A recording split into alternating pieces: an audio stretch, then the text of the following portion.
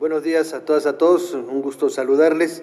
Estamos aquí, los miembros de la Comisión de Salud, para comentar con ustedes dos cosas fundamentales. Uno, el tema de las comparecencias de los titulares del sector salud, que fue muy importante, una comparecencia larga donde se abordaron prácticamente todos los temas.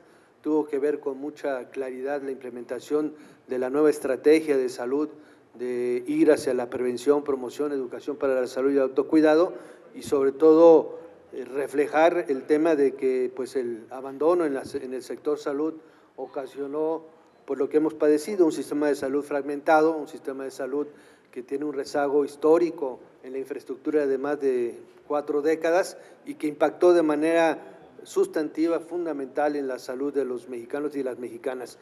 En 1978, la Organización Mundial de la Salud sugirió a distintos estados-nación que fueran a los sistemas únicos de salud y que se orientaran particularmente hacia la prevención, promoción, educación para la salud, lo que llamamos el fortalecimiento de la atención primaria. Y bueno, pues como no se atendió, hoy tenemos saldos terribles, sobre todo a partir del modelo neoliberal de Salinas hacia Peña, donde pues, los resultados son a la vista de todos los mexicanos. Tenemos 18 millones de diabéticos, alrededor de la mitad de la población es hipertensa, muchos no lo saben, una epidemia de obesos, un crecimiento muy importante, por lo tanto, de enfermedades crónico-degenerativas y la insuficiencia renal crónica como un factor determinante. Y esto tuvo que ver con la falta de visión, atención y sobre todo de un diagnóstico claro de qué sistema de salud requería el país. Cuando empezaron a hacerse el sistema de salud, se empezó en el tema de la fragmentación del sistema, y la fragmentación del sistema nos ha llevado a lo que hoy tenemos. Bueno, está IMSS ordinario, ISSSTE, Pemex, Ejército, la Marina, y a partir de ahí hubo una descentralización en 1996 que el presidente Zedillo desplegó hacia los estados el sistema de salud, y lo que ocasionó fue pues, más fragmentación, pero además la pérdida de la rectoría del Estado mexicano en las políticas públicas en salud y generó un proceso de discrecionalidad en el manejo de los recursos y en el manejo propio de las políticas públicas en salud. Y están los resultados terribles que hoy tenemos que enfrentar y que desde la Comisión de Salud hemos estado discutiendo, analizando y por supuesto revisando iniciativas que mejoren esa parte sustantiva. Y el otro tema que tocaremos tiene que ver con el presupuesto en salud, que es un presupuesto importante. Ha habido mucha información, no necesariamente la información correcta, pero se ha fortalecido el sistema de salud, se ha fortalecido de manera importante. De hecho, hay dos ya pilares en la salud que tienen que ir mediando hacia el Sistema Único de Salud. Quedaron todos aquellos institutos que cuentan con la seguridad social que conocemos, ISSSTE, IMSS, Ejército, Marina, Pemex, que continúan con su sistema de seguridad social, incluido su seguro de salud, y la creación de la OPD IMSS Bienestar, que sin duda alguna va a atender alrededor de 50 millones de mexicanas y mexicanos que no cuentan con seguridad social y que es una apuesta muy importante de la presidenta Claudia Sheinbaum para revertir este rezago y esta pérdida de la rectoría del Estado mexicano en el tema de las políticas públicas en salud, con una gran convergencia que tiene que ver con la educación. Por eso hoy salud y educación son fundamentales en la visión del país, en la visión del Estado democrático y el estado de bienestar con prosperidad compartida que estamos impulsando y que sin duda alguna esto va a permitir que las mexicanas y los mexicanos, las nuevas generaciones, estén en un país donde se pone en el centro de la discusión a los seres humanos y donde se ataca de manera frontal pues la corrupción, porque también fue un gran lastre en el sector salud el tema de la corrupción. Y para iniciar, pues muchos de mis compañeros aquí presentes, diputados federales y diputadas federales de la Comisión de Salud, darán su punto de vista con respecto a las comparecencias de los titulares de las distintas dependencias de salud. En este caso, el doctor Mendoza hablará sobre el IMSS Bienestar, el diputado Emiliano Álvarez sobre el ISSSTE y el diputado Gerardo Ulloa sobre los temas del IMSS Bienestar. Si es tan amable, diputado, y el presidente de la Comisión de Diversidad, el diputado Jaime López Vela, también dará un punto de vista con respecto al tema específico que él aborda. Muchas gracias. Buenos días a todas, a todos. Con la venia del presidente de la Comisión de Salud, agradecer desde luego a los medios de comunicación su presencia a esta rueda de prensa con motivo de darle seguimiento a la glosa del informe de actividades de todas y cada una de las instituciones que forman parte del sistema de salud en México. Yo les voy a hablar un poquito de lo que es el Instituto Mexicano del Seguro Social. El Instituto Mexicano del Seguro, hablar del Instituto Mexicano del Seguro Social es hablar de la máxima institución en materia de seguridad social en América Latina y modelo a seguir por muchos países del mundo. Un sueño nacido hace 82 años, donde el día de hoy se cristaliza como la mejor institución en materia de seguridad social que al día de hoy brinda atención a más de 73 millones de mexicanos y mexicanas en el territorio nacional. El IMSS, sin lugar a dudas, durante los últimos años ha enfrentado desafíos financieros complejos, derivados de diferentes factores estructurales, como son también el envejecimiento poblacional, el incremento de las enfermedades crónico-degenerativas, el pasivo laboral y el déficit del seguro de enfermedades y maternidad. Sin embargo, pese a esto, la institución ha mantenido una sólida posición financiera a corto y mediano plazo, respaldada desde luego por una gestión prudente de sus reservas y un superávit operativo en el 2024 que suman más de 39,600 millones de pesos, resultado de una recaudación histórica y una gestión presupuestal disciplinada, lo que le da una viabilidad y una estabilidad financiera según los informes actuariales que pueden ustedes constatar en el último informe financiero del 2024 hasta el año 2036. Como ya lo mencionó nuestro presidente, actualmente el presupuesto de egresos de la Federación destinado a lo que es salud para el siguiente año oscila en la cantidad de 10,193,683.7 millones de pesos, lo que representa un incremento real del 5,9% mayor al aprobado en el año 2025. En relación a esto, el Instituto Mexicano del Seguro Social también sufre un incremento significativo si hacemos la comparativa del 2025 al 2026, que representa un incremento real de 120,898.3 millones de incremento nominal, con un 4,6 de incremento real, lo que incluye el ramo 56, que son los servicios de salud del Instituto Mexicano del Seguro Social para el Bienestar. Y recordar algo muy importante, prácticamente el 25%, la cuarta parte del presupuesto de egresos de la Federación para el 2026 se destina o se otorga a la salud como un tema prioritario y fundamental del Gobierno de México, salud para todos en los siguientes años. En este sentido, tenemos también que mencionar que hablando de lo que es bienestar, que más adelante mi compañero les va a hablar más al respecto, decir que esta modalidad nace derivado de una gira de trabajo que realizó el expresidente Andrés Manuel López Obrador con el actual director del Instituto Mexicano del Seguro Social, donde vio la nobleza y desde luego los resultados de un programa del Instituto Mexicano del Seguro Social denominado en sus inicios IMSS Coplamar, que se estableció para dar atención a las poblaciones más vulnerables, las poblaciones más marginadas del país, con excelentes resultados. Y quedó de alguna otra forma convencido de que era el modelo idóneo para poder otorgar atención a la población desprotegida. Porque si hablamos de Instituto Mexicano del Seguro Social, no nada más estamos hablando de una institución de salud, sino de una institución que otorga servicios a la población derechohabiente, como son prestaciones económicas y sociales, pensiones, guarderías, velatorios, centros recreativos, teatros, etcétera. Pero además, insisto, pues la atención de alta calidad que brinda a millones y a millones de mexicanos. Tomaron como referencia este modelo y desde hace ya prácticamente 2 años el IMSS Bienestar como OPD es quien otorga o quien se encargará de dar atención a la población no derechohabiente. Y hoy tenemos que hablar más de los logros que sobre todo la oposición dice que no ha habido en los últimos años.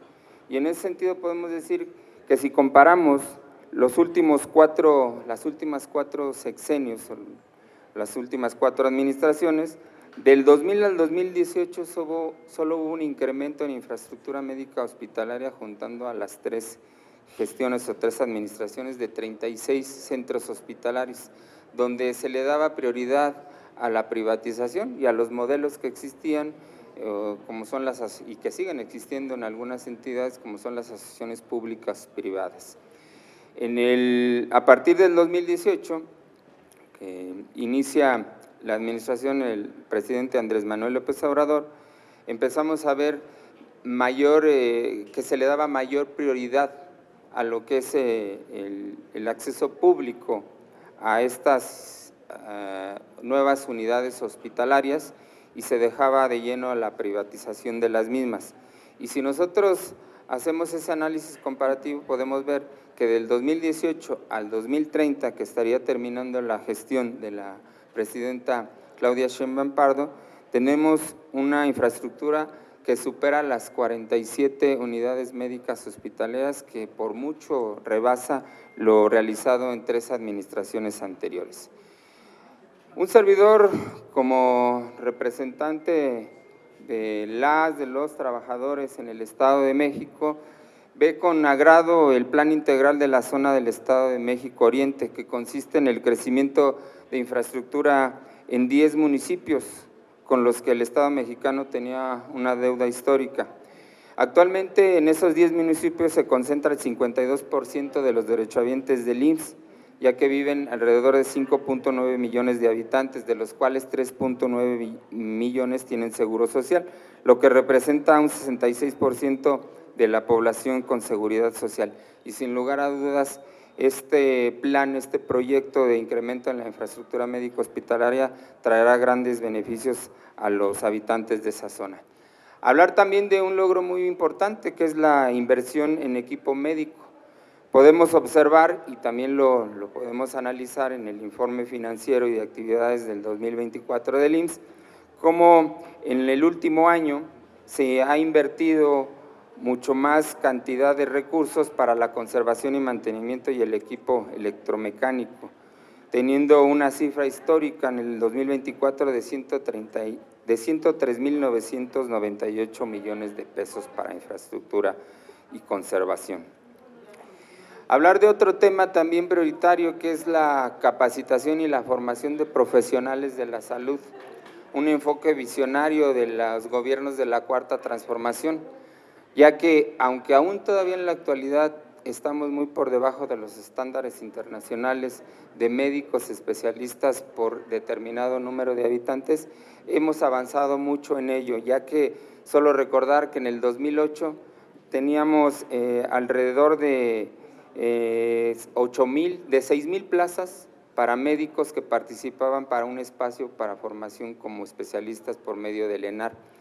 Posteriormente, a inicios del 2018, teníamos una cifra de 8,000 espacios para una plaza de especialistas, notándose que obviamente se hacía más necesario la formación de los mismos, y el Instituto Mexicano del Seguro Social fue uno de los primeros o de los pioneros en que empezó a notar esta situación y empezaron a abrirse más plazas para residencias médicas, participándose posteriormente en los draft para reclutar a los futuros o a los especialistas ya formados y poder brindar atención de calidad en las instituciones de salud del Instituto Mexicano del Seguro Social. Actualmente tenemos que en el 2024 18,000 médicos fueron seleccionados para realizar su servicio o su formación académica como especialistas dentro de las diferentes instituciones de salud, y esto se ha incrementado. En el último año tenemos un ingreso de 18,775 médicos de 40,000 que participan para un examen de residencia. Sin embargo, se sigue trabajando en ello y esperemos que en las próximas generaciones tener lo que marca los estándares internacionales para poder dar cobertura a los millones y millones de mexicanos a nivel nacional. Y hablar del IMSS es hablar de una institución que se cuelga a hombros la salud prácticamente del mayor porcentaje de población a nivel nacional. En un día típico, solo por mencionar algunos ejemplos, tenemos que se otorgan 406,798 consultas de medicina familiar, 107,100 consultas de especialidades, 48,091 atenciones de urgencias, intervenciones quirúrgicas 4,206, partos atendidos 711, análisis clínicos más de 1,120,000, estudios de radiodiagnóstico 77,625, estudios de ultrasonografía 14,403, tomografías 9,143, estudios de resonancia magnética 1,798, sesiones de hemodiálisis 8,354, hemodinamia 566 estudios, electrocardiografía 12,045 y sesiones de medicina nuclear 1,582. Esto solamente por mencionar algunos de los datos que implican la importancia, la relevancia y la trascendencia de esta gran institución en la atención de alrededor de 80 millones de mexicanas y mexicanos, de los cuales el programa de IMSS Bienestar se copió como modelo, como lo mencionaba, para la naciente OPD IMSS Bienestar, que se encargará de dar atención a la población que no cuenta con servicios de seguridad social. Es cuanto, presidente. Muchas gracias.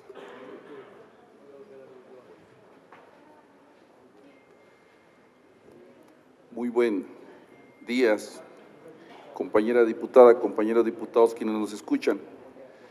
Hoy me toca hablar del IMSS Bienestar. El IMSS Bienestar es un organismo público federal y su objetivo principal es atender a las ciudadanas y los ciudadanos que no cuentan con un servicio de seguridad social.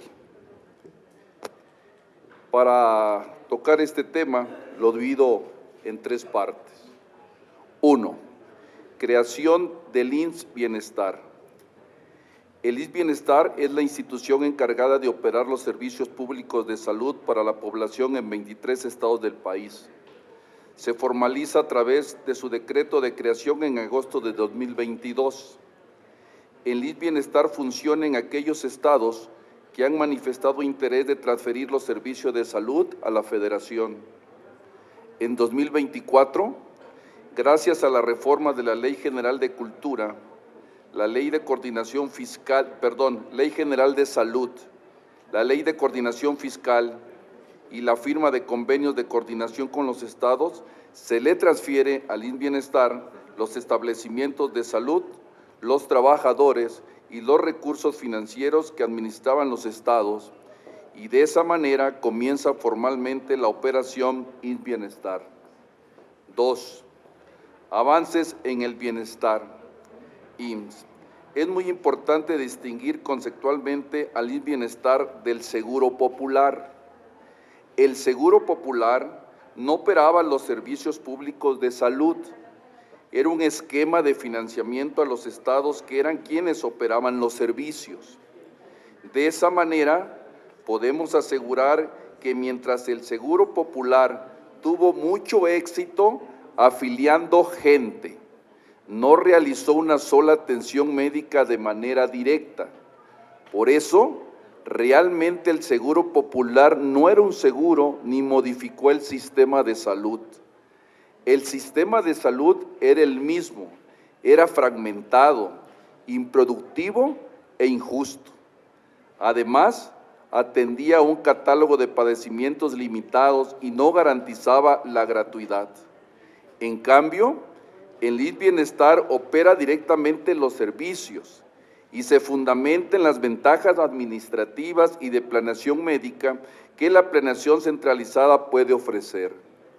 3. Modelo de atención y fortalecimiento del sistema de salud.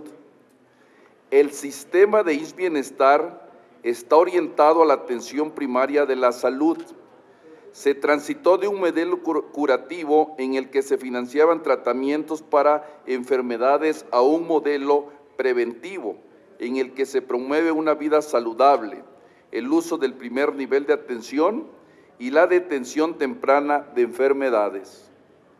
Creó la clínica Es Nuestra, el programa de telemedicina, y participa en el programa Salud Casa por Casa junto con las otras instituciones de salud federal. Desde su creación ha tenido un mayor crecimiento que los estados que decidieron no federalizar su servicio de salud. En 2024, los estados federalizados crecieron el número de consultas en 10%, mientras que los estados no federalizados no crecieron. Y en 2025, los estados del IMSS Bienestar están creciendo por encima del 17%, mientras que los estados no federalizados solo alcanzan el 5% de crecimiento. Pero no solo se ha fortalecido el primer nivel de atención, se ha realizado un verdadero fortalecimiento de la oferta en salud. Se basificó a más de 53,000 trabajadores, reconociendo los derechos laborales que durante años vivían en la precarización laboral. Se incrementó el número de especialistas y solamente este año se incorporan más de 3,000 médicas y médicos especialistas. En infraestructura, han realizado obras de conservación en todos los hospitales de los 23 estados y se pusieron en operación 293 quirófanos. A través del modelo Rutas de la Salud, se ha logrado garantizar abasto constante de medicamentos en todos los rincones del país. En menos de 3 meses, con ayuda de Birmex, han distribuido más de 70 millones de piezas de medicamentos y material de curación. Con la articulación de estos esfuerzos, se ha llegado a la cifra histórica de 95% de abasto oncológico. Es cuanto. Gracias, muy amable. Muy buenos días a todas y todos los que nos acompañan.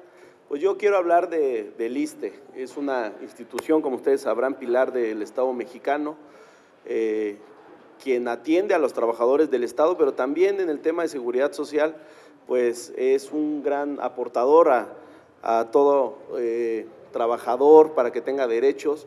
Y quiero hablar un poco de los logros y los avances que ha tenido, porque se ha enfocado en 3 rubros en este sexenio, que son la modernización, la nacionalización y la mejora, por supuesto, en los servicios de salud.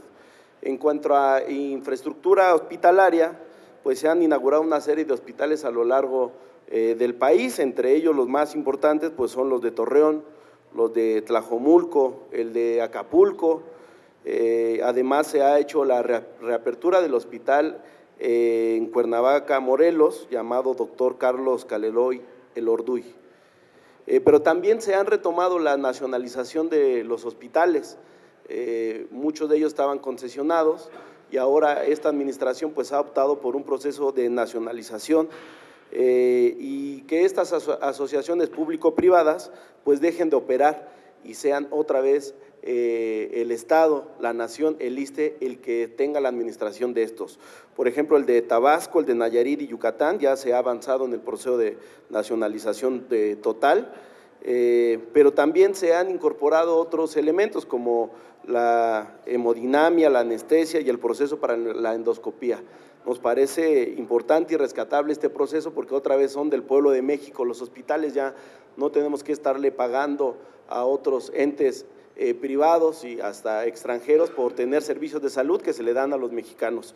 Consideramos que pues los médicos, las médicas y el personal administrativo que tenemos en el país pues lo puede hacer de la mejor manera. También queremos destacar que con el programa La Clínica Es Nuestra pues se ha avanzado en el fortalecimiento de más de 562 unidades de primer nivel, lo que incluye un total de 2,473 equipos médicos nuevos y 2,400 2.430 obras de mejoramiento en consultorios y farmacias.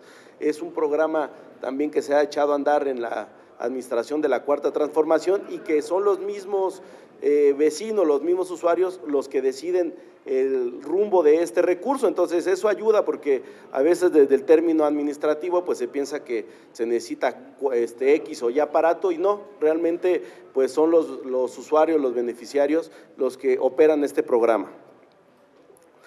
También se han instalado equipos de especialización médica como aceleradores lineales de alta energía y también los robots Da Vinci. Nosotros hace unos días cuando vino el director general, el doctor Martí Batres, nos contaba las vidas que se han salvado a través de estos equipos de alta especialidad, de alto nivel, como son los Da Vinci, y la oposición pues estaba muy molesta, parece que le enoja que se esté modernizando el sector salud, que se estén salvando vidas con estos aparatos que para nosotros son de primer nivel y más que están al servicio del Estado, no están privatizados. Entonces nosotros ahí sí queremos destacar que este tipo de aparatos y la modernización del sistema de salud pues siempre será bien recibido y lo celebramos.